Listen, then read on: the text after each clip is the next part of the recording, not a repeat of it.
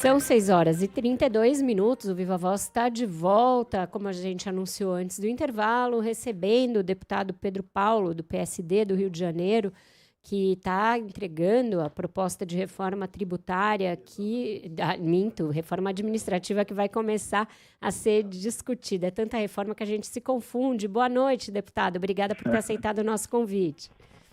Boa noite, Vera. Sempre um privilégio poder falar na CBN, em especial no ponto final. Deputado, a gente estava aqui discutindo um pouquinho com a reportagem antes, né, dando ali os principais pontos de uma matéria que tende a ser complexa, bem caudalosa, pelo que a gente entendeu. O senhor está terminando aí uma PEC, um projeto de lei complementar. Queria que o senhor dissesse qual é o eixo central da sua proposta e qual é a sua expectativa quanto à possibilidade dela tramitar rapidamente e ser aprovada nas duas casas. Bom, Vera, o eixo principal dela é construir um marco legal para que nós possamos ter na administração pública um Estado mais eficiente, um Estado que olhe para resultados, um Estado que entregue mais rápido e com maior qualidade resultado para as pessoas, né, que são os nossos principais clientes. Para isso, ela traz um pouco a cultura da meritocracia na administração pública, foca em planejamento, indicadores para as políticas públicas, metas. Ela fala muito disso num eixo que eu considero fundamental, que é o eixo de governança, estratégia. Por exemplo, exigir que todos aqueles prefeitos, governadores e o próprio presidente que entregam seus programas de governo quando lançam suas candidaturas, quando registram suas candidaturas, também entreguem um programa de governo assim que assumem o mandato dos primeiros 180 dias. Então tem muitas medidas. Tem medidas, por exemplo, a tabela única do serviço público, que é ter uma tabela onde todas as categorias estejam ali nos níveis determinados. Isso vai dar transparência no serviço público. Tem medidas, por exemplo, para organizar e disciplinar teletrabalho. A gente também está olhando para uma parte importante, é que algumas carreiras detêm algum tipo de privilégio, algum tipo de extrateto, né? Extrateto, férias de 60 dias, e que a gente ali está colocando ajustes para essas categorias. Então tem vários temas, não é um conjunto pequeno de propostas, nós estamos falando de uma reforma, né? A encomenda foi uma reforma administrativa, atualizar um pouco a administração pública. Então ela tem um conjunto de 70 propostas, ela, como você bem disse, o termo é caudalosa, ela tem ali muitas áreas de ação.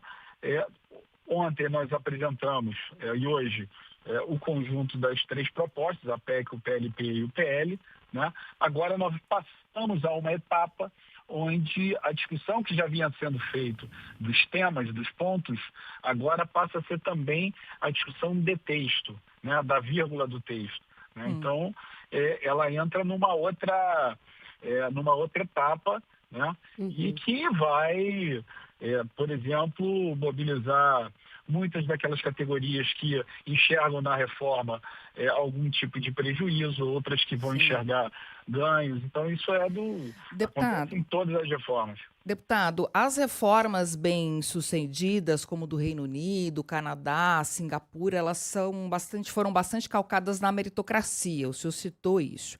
A estabilidade no serviço público, ela vai continuar para todas as carreiras, porque a gente entende que para algumas delas, as carreiras de Estado, a estabilidade é essencial. Como é que vai ser feita essa avaliação de desempenho? E o que vai acontecer com o servidor que, por exemplo, não foi bem avaliado? Eu estou falando com a Débora, é isso? Isso, exato. Débora, vamos lá. A estabilidade, ela está prevista na Constituição, inclusive a perda da estabilidade também está prevista na Constituição. E tem 3 pontos que se prevê o fim da estabilidade. Um processo administrativo disciplinar concluso, né? Uma sentença transitada e julgada e uma baixa avaliação de desempenho, né? Então, assim... Mas na prática isso não acontece no serviço público, né? As pessoas serem desligadas por desempenho. sim. Mas isso é uma decisão dos gestores, né? Mas o que a reforma vai trazer são diretrizes para avaliação de desempenho, né? Por exemplo, as progressões de carreiras passarão a ser por avaliação de desempenho. Então a gente não está dizendo o seguinte, que baixa avaliação de desempenho vai tirar a estabilidade do servidor. Tá? Mas o que a reforma traz, por exemplo, é um conjunto de incentivos e um conjunto também de indicadores para que você possa distinguir aquele servidor que se esforça mais, que entrega mais, que se dedica mais, que consegue produzir mais resultado daquele que está acomodado ou daquele que está ali enrolando. Então, a reforma traz, a meritocracia traz isso. Quando a gente fala, por exemplo, de bônus de resultado, para aqueles servidores que se destacam, eu não estou dizendo em prêmios, bônus para todos igualmente, eu estou falando para aqueles que tem ali, que vai ter um modelo ali de atingimento de meta e aquele que se diferenciou vai receber mais do que outro, até isso distribuído em uma folha a mais de salário. Então tem todo um modelo que está sendo trazido de meritocracia, exemplo desses países que fizeram avançar a sua administração pública, ela pudesse entregar mais rápido, né, e com maior qualidade a partir desse conceito também. Ele não é o único, mas ele passa a incorporar, uma vez a reforma aprovada, a meritocracia na administração pública. Isso não é nada novo, não. Tá? Tem muitas. Débora, tem muitas administrações que já fazem isso, tá?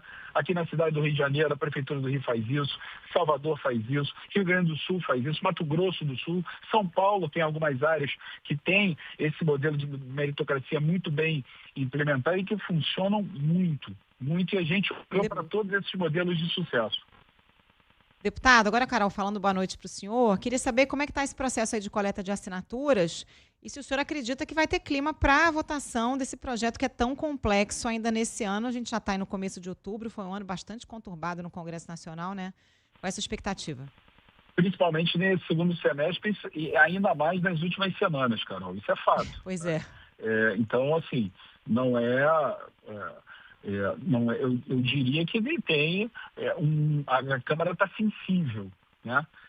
Depois da PEC das prerrogativas e agora com essa, você vê o resultado de ontem, né? A expectativa de construir uma agenda boa, agenda popular, entendeu? Então, assim, a gente não pode estar cego a perceber isso. Agora o trabalho meu, o trabalho do presidente Mota, o trabalho dos componentes do grupo de trabalho, a gente explicar o texto, começar a fazer esse trabalho de novo, porque isso já foi feito numa primeira etapa. Eu apresentei esse texto para quase todas as bancadas.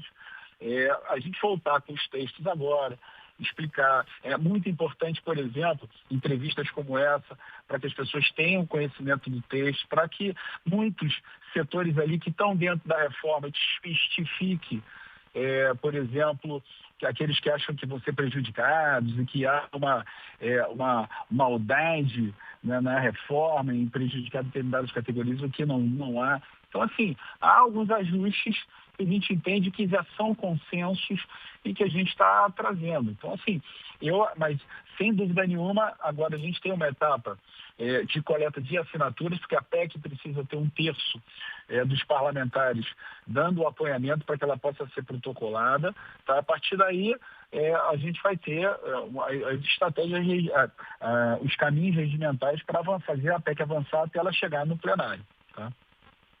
Esse foi o deputado Pedro Paulo, do PSD do Rio de Janeiro, que vai relatar a reforma administrativa. É uma batalha que começa agora, deverá ser longa. A gente sabe que essas reformas, elas passam pelas duas casas, elas recebem muitas contribuições, tem que haver aí um entendimento entre os poderes e a gente vai acompanhar tudo aqui. Já fica o convite para o deputado voltar nas outras etapas da tramitação do projeto. Muito obrigada, deputado.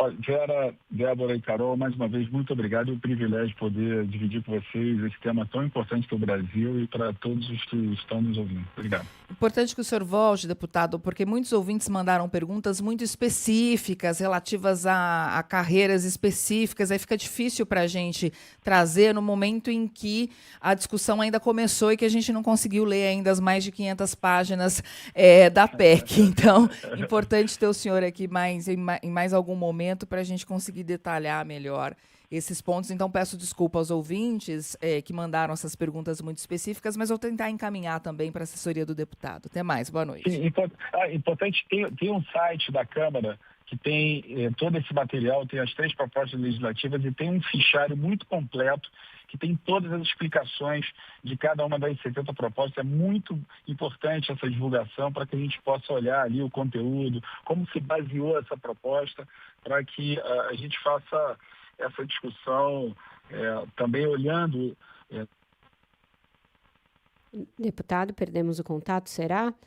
Parece que caiu a conexão dele, mas só trazendo aqui, se você clicar em infográficos.câmara.leg.br/reforma administrativa, tem esse site que o deputado estava falando. Ele está de volta aqui e vai poder se despedir.